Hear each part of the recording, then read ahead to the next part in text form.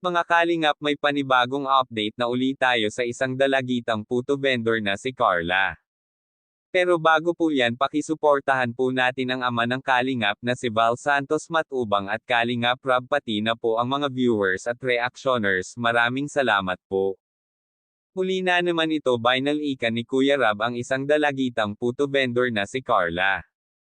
Kahanga-hanga mga kalingap itong isang dalagitang puto vendor na si Carla dahil ang tulong na binigay dati ni Kuya ay ginamit nila ito para mapaayos ang kanilang bahay mga kalingap.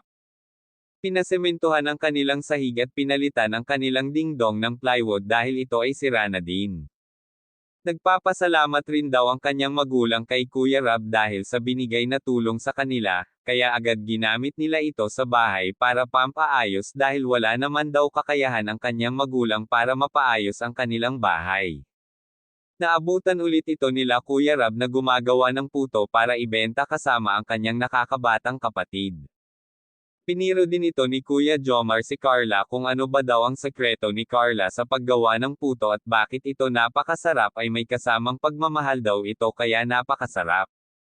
Sabi pa nga niya ito kay Kuya Rob ay gagawin niya ang lahat-lahat para makatulong ito sa kanyang magulang at kapatid at hindi daw siya pwede susuko kahit ano man ang mangyari dahil siya ang panganay sa kanilang apat na magkakapatid, kaya pinangarap niya na makatapos ng pag-aaral dahil siya lamang ang inaasahan at dapat tularan ng kanyang mga kapatid.